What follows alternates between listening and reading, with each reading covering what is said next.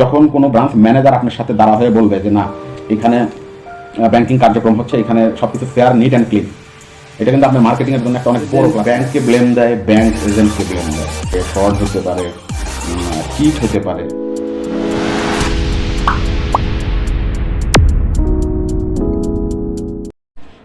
Hello friend, আসসালামু আলাইকুম। কেমন আছেন আপনারা? আশা করি আল্লাহর অশেষ রহমতে আপনারা সকলেই সুস্থ আছেন, ভালো আছেন। আমিও আলহামদুলিল্লাহ আল্লাহর অশেষ রহমতে ভালো আছি। আজকে যে ব্যাপারটি নিয়ে কথা বলবো সেটি একটা ডকুমেন্টের ব্যাপারে কথা বলবো, যে ডকুমেন্টটা এজেন্ট ব্যাংকিংয়ের জন্য অত্যন্ত গুরুত্বপূর্ণ। কিন্তু আমার ধারণা, আমার ব্যক্তিগত এক্সপিরিয়েন্স থেকে আমি বলতে পারি, মোস্ট অফ দ্য এজেন্ট এই ডকুমেন্ট কখনো পড়ে দেখেনি। কিন্তু এই ডকুমেন্টটা এজেন্টের জন্য একবার হলেও পড়ে দেখা অত্যন্ত গুরুত্বপূর্ণ এবং অত্যন্ত জরুরি। এই ডকুমেন্টটা নিয়ে যদি এজেন্ট একটু স্টাডি করে, তাহলে এজেন্ট এখানে বুঝতে পারবে যে এজেন্ট ব্যাংকিংয়ের ক্ষেত্রে তার দায়িত্ব কতটুকু, ব্যাংকের দায়িত্ব কতটুকু, কোন কাজগুলো সে এজেন্ট হিসাবে কখনোই করতে পারবে না, আর ব্যাংকের কোন কাজগুলো অবশ্যই করতে হবে, সেই ব্যাপারগুলো সে যে এজেন্ট এই ডকুমেন্টটা পড়লে পরে আমার ধারণা অলমোস্ট ম্যাক্সিমাম ক্লিয়ার হয়ে যাবে। সেটা হলো guideline of agent banking for the bank. Bangladesh bank কর্তৃক গাইডলাইনটা প্রণীত।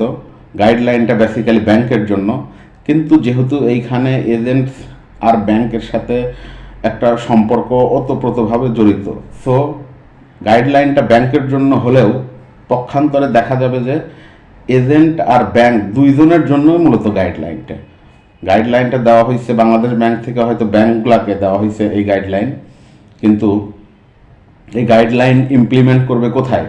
এই গাইডলাইন ইমপ্লিমেন্ট করবে এজেন্টদের উপরে, এজেন্টদের সাথে নিয়ে। গাইডলাইনটা যদিও ইংরেজিতে, তবে এখনকার সময়ে ইংরেজি বাংলা ল্যাঙ্গুয়েজ কোনো কমিউনিকেশনের ক্ষেত্রে বাধা হইতে পারে না। অনেক সময় হয় কি, যে কোনো অনাকাঙ্ক্ষিত ঘটনা যদি ঘটে, কোনো আউটলেটে ফ্রড হতে পারে, চিট হতে পারে, হবেই, যেহেতু আর্থিক প্রতিষ্ঠান হতেই পারে, অস্বাভাবিক কিছুই না। কিন্তু ওইটা একটা সময় গিয়ে দেখা যায় এজেন্ট ব্যাংককে ব্লেম দেয়, ব্যাংক এজেন্টকে ব্লেম দেয়। কিন্তু আপনি যদি এই গাইডলাইনটা স্টাডি করেন, এই গাইডলাইনটা যদি আপনি পড়েন, তাহলে আপনি বুঝতে পারবেন আপনি এখানে কী কী করতে পারবেন না। আর এই আউটলেটের, এই বিজনেসের ক্ষেত্রে আপনার আউটলেটে ব্যবসা বাড়ানোর জন্য বলেন, আর কাস্টমার ডিল করার জন্য বলেন, ওভারঅল ব্যাংকের দায়িত্ব কতটুকু আপনি গাইডলাইনে ক্লিয়ারলি বুঝতে পারবেন। তো এই গাইডলাইনে বেশ কয়েকটি পয়েন্ট করা আছে। আমি প্রথমে পয়েন্টগুলো আপনাদেরকে বলবো, আর জাস্ট 2-3টা পয়েন্ট নিয়ে আমি জাস্ট আলোচনা করার চেষ্টা করব। প্রথমে বলা হয়েছে ইন্ট্রোডাকশন, 2 নম্বরে আছে এখানে অথরিটি, 3 নম্বরে হলো পারপাস, 4 নম্বরে এজেন্ট ব্যাংকিং সার্ভিস, যে এজেন্টরা এজেন্ট ব্যাংকিংয়ের মাধ্যমে কি কি ধরনের সেবা দিবে কাস্টমারদেরকে। এই 4 নম্বরেই আরেকটা পয়েন্ট আছে, এটা খুব গুরুত্বপূর্ণ। পয়েন্টটা হলো agent are not allowed to provide the following service on behalf of the banks. Agent ব্যাংকের পক্ষ থেকে কোন কোন সার্ভিসগুলো কখনোই প্রোভাইড করতে পারবে না। তার মধ্যে প্রথমে যেটা আছে, giving final approval of opening of bank account and issuance of bank cards, check.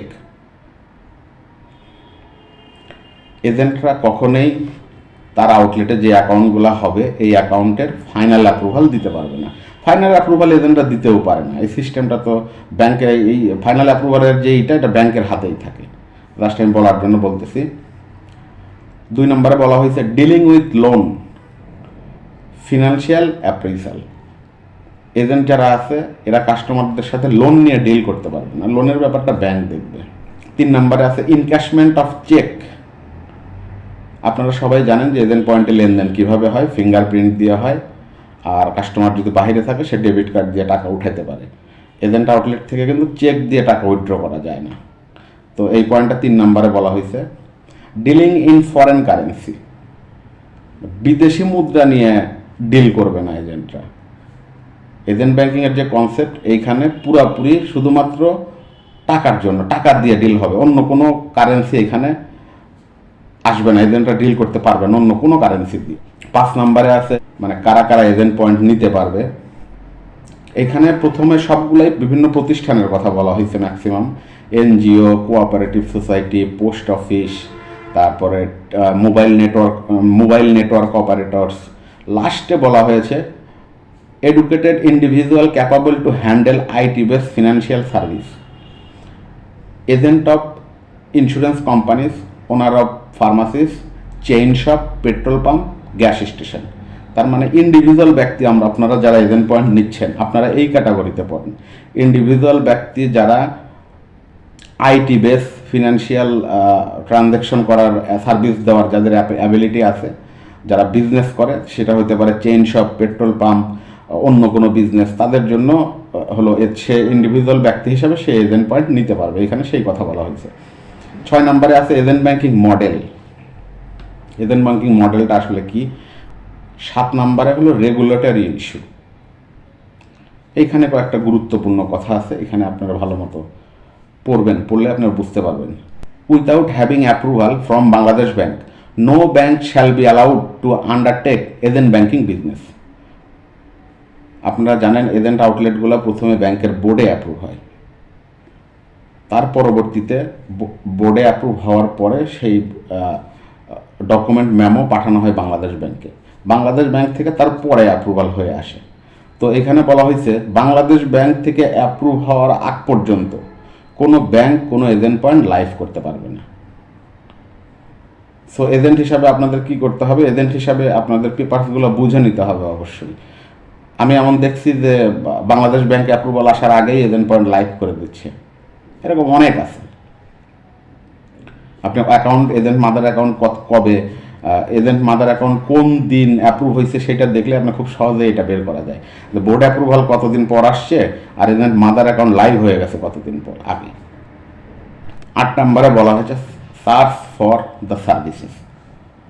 Customer should not be charge directly by the agent for providing service to them. Bank shall pay reasonable fee / commission to their agent. However, bank may charge commission fee charge as applicable to its customers. এখানে বলা হয়েছে এজেন্টদেরকে যে এজেন্টরা কখনোই কোনো বাড়তি charge কাস্টমারের উপরে করতে পারবে না, ইম্পোজ করতে পারবে না। তো ব্যাপারটা খুব গুরুত্বপূর্ণ। আপনারা বিজনেস তো করবেন সবাই লং টার্ম বিজনেস। আপনি যদি লক্ষ্য থাকে লং টার্ম বিজনেস করার, তাহলে আপনি অবশ্যই এই ইনস্ট্রাকশন ফলো করবেন। এটা খুব গুরুত্বপূর্ণ। আপনি কখনোই কোনো কাস্টমারের উপরে ব্যাংক কর্তৃক নির্ধারিত যে ফি ধার্য করা হয়েছে তার এক্সট্রা কোনো ধরনের চার্জ কখনোই করবেন না। এটা আপনার বিজনেসের জন্য খারাপ হবে, ভালো হবে না। 9 নম্বরে আছে অ্যান্টি মানি লন্ডারিং কমপ্লায়েন্স। 10 নম্বরে আছে রিস্ক মিটিগেশন। এখানে আপনি এই 2টা পয়েন্ট আপনারা পড়বেন। Bank shall be responsible for mitigation of all kind of risks such as liquidity, operation, fraud, cheating, including money laundering and terrorist financing risk. Technical risks should be covered by the solution provider. একটা জিনিস খেয়াল করবেন, আপনি কাস্টমারের সম্পূর্ণ দায়িত্ব কিন্তু ব্যাংককে দেওয়া হয়েছে, পুরা দায়িত্ব। কাস্টমারের আমানত, কাস্টমার যেন প্রতারিত না হয় কোনো জায়গার থেকে, এর পুরা রেসপন্সিবিলিটি কিন্তু ব্যাংকের। আপনি যদি কোনো ক্রাইম করেন আপনাকে ব্যাংক ধরবে, আর ব্যাংকে ধরবে বাংলাদেশ ব্যাংক। সব রেসপন্সিবিলিটি কিন্তু ব্যাংকের উপরে। 2 নম্বরে বলা হচ্ছে the bank must bear all the liabilities that arise from any improper action on the part of their engage agent. 11 নম্বরে বলা হয়েছে technical aspect and data security. তারপরে আর একটা পার্টে বলা হয়েছে আইটি নিয়ে। আর একটা পার্টে বলা হয়েছে এজেন্ট ব্যাংকিং অ্যাপ্লিকেশন, এইটা নিয়ে। 12 নম্বরে বলা হয়েছে agent selection criteria, agent bank কীভাবে নির্বাচিত করবে সেই ব্যাপারে এখানে বলা হয়েছে। আপনারা অবশ্যই এটা পড়বেন। আপনারা পড়লে পরে আপনারা এখান থেকে অনেক কিছু ক্লিয়ারলি বুঝতে পারবেন যে আসলে এজেন্টের নিয়োগ প্রক্রিয়াটা কিভাবে হয়, কোন কোন জিনিস ল্যাকিংস থাকলে পরে সেই এজেন্ট পয়েন্ট পাবে না, এইগুলা। 13 নম্বরে আছে এজেন্সি এগ্রিমেন্ট। 14 নম্বরে আছে internal audit and monitoring. The bank must formulate internal audit policy two monitor and control agents. They should visit the agent's outlet at a regular interval to ensure that the agent are working in accordance with the terms and conditions of the agreement and following the rules, regulation and guideline issued by the regulator. ব্যাংকগুলোর দায়িত্ব হলো continue প্রসেসে একটা নির্দিষ্ট interval, এক নির্দিষ্ট সময় পর পর এই এজেন্ট আউটলেটগুলো হচ্ছে, এই এজেন্ট আউটলেটগুলো মনিটরিং করা। এটা কতখানি হয় আমি আসলে জানি না, কিভাবে মনিটর হয়। অনেক ক্ষেত্রেই অনেক ধরনের ল্যাকিংস থাকে, বিভিন্ন জায়গায় বিভিন্ন এজেন্টদের বিভিন্ন ধরনের ফ্রড অলরেডি হয়েছে।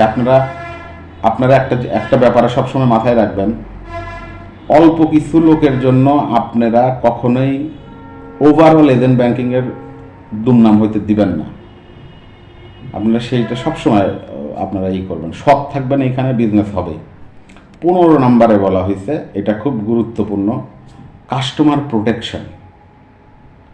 আসলে ভাই বিজনেসটা তো কাস্টমার নিয়ে।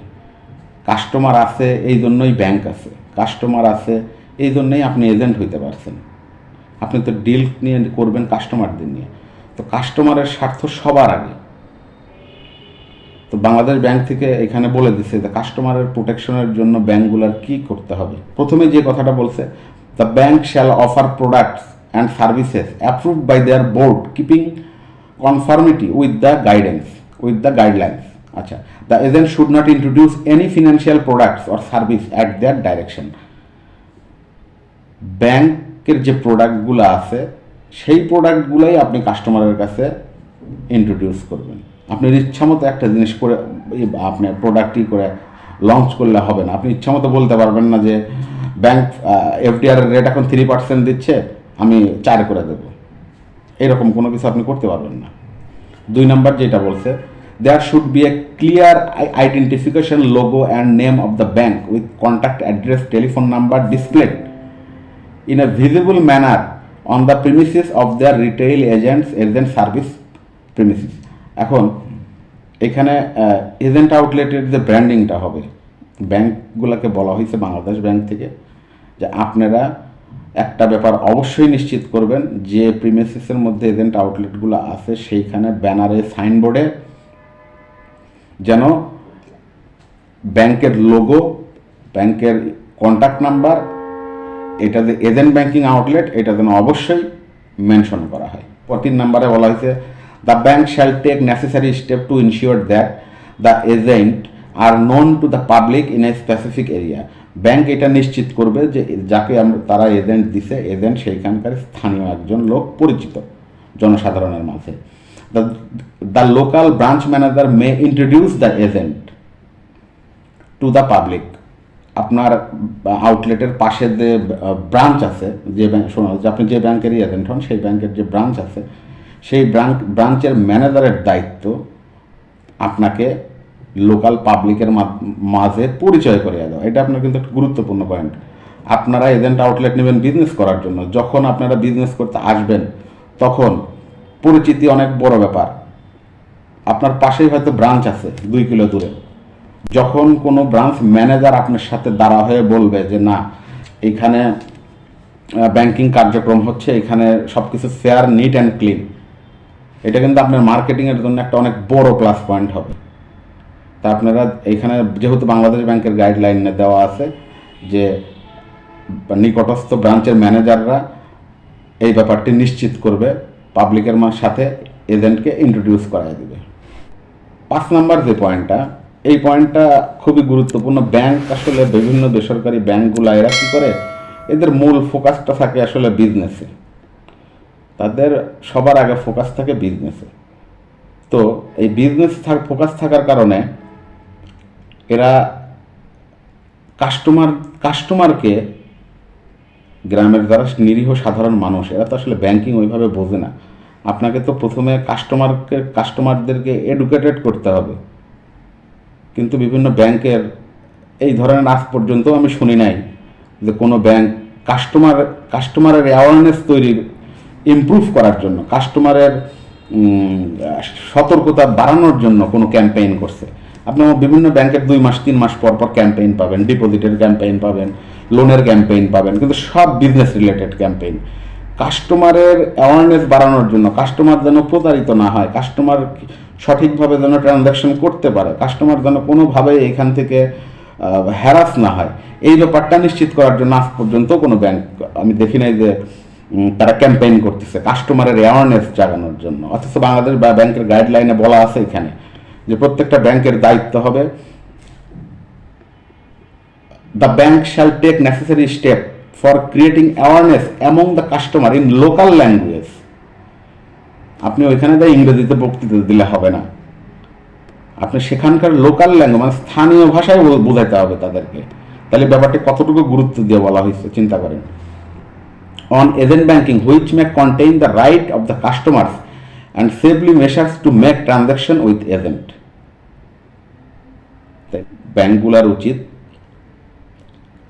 এজেন্ট ব্যাংকিংয়ের স্বার্থে, কাস্টমারের অ্যাওয়ারনেস বাড়ানোর স্বার্থে বছরে 1 মাসের জন্য হলেও এরকম একটা ক্যাম্পেইন করা। কারণ এরকম কারণ বিভিন্ন ধরনের অনাকাঙ্ক্ষিত ঘটনা বিভিন্ন এজেন্ট আউটলেট অলরেডি হয়ে গেছে। তো এখানে যে হবে না এরকম কিন্তু কোনো কিছু না। আর বড় বড় কেসগুলো হয়তো পাবলিক জানে, ছোটোখাটো বহুত কেস আছে সে যেগুলো হয়তো কোনো খবরই নেই। Customer may law compliance regarding agent banking to customers interest protection centre CIPC of Bangladesh bank. অনেকেই জানে না যে বাংলাদেশ ব্যাংক আমাদের দেশের কেন্দ্রীয় ব্যাংক। আপনি যদি বলেন সকল ব্যাংকের গার্ডিয়ান হলো বাংলাদেশ ব্যাংক। তো বাংলাদেশ ব্যাংকের রেসপন্সিবিলিটি আছে যে আমাদের দেশে যারা নিরীহ মানুষ আছে, খেটে খাওয়া মানুষ আছে, এরা যেন কোনোভাবেই কোনো সময় প্রতারিত না হয়। তো বাংলাদেশ ব্যাংক এখানে CIPC-তে জানাতে বলতেছে যদি কোনো ধরনের কোনো খারাপ কোনো কিছু যদি হয়ে থাকে। এখানে হয়েছে ডিসপিউট রেজুলেশন, এইখানে বলা হয়েছে the bank need to ensure that adequate measures for customer protection, awareness and dispute resolution are in place. The bank must run a call center to receive and process disputes 24 hours a day via telephone, SMS, IVR and mail. Each of the disputes received by the center must be resolved within 3 working days. প্রত্যেকটা bank তাদের customer help centre নিশ্চিত করবে 24 আওয়ার্সের জন্য। আর যে কোনো ধরনের dispute পাওয়া গেলে ব্যাংকের দায়িত্ব হবে 3 কার্য দিবসের মধ্যে সেই সমস্যার সমাধান করা। তো এখানে আরও অনেক কিছু বলা আছে, এগুলো ডিটেলস আসলে এত এইভাবে বলা সম্ভব না, অনেক সময় লাগবে, আপনারা বোরিং হবেন, বিরক্ত হবেন, সেটা গালাগালি করবেন। তো যাই হোক, আপনাদের কাছে আমার রিকোয়েস্ট, আপনারা যারা এই বিজনেস আসছেন, যারা শুরু করবেন, এটা নেটে অ্যাভেলেবেল। আপনি জাস্ট গুগলে গিয়ে গুগল মামারে একবার জিগাইলেই হবে, সার্চ দিলেই হবে Bangladesh bank guideline for agent banking. আপনি এটা পেয়ে যাবেন 7 পৃষ্ঠার। আপনি দরকার পড়লে ডাবিং করে নেন, গুগল থেকে ডাবিং করে নেন, অথবা আপনি যদি নিজে বুঝতে পারেন তাহলে তো কোনো কথাই নেই, সবচেয়ে ভালো। কিন্তু আমি বলবো আপনাদের এইটা অ্যাটলিস্ট একবার পড়া উচিত। ধন্যবাদ সবাইকে, ভালো থাকবেন। আসসালামু আলাইকুম।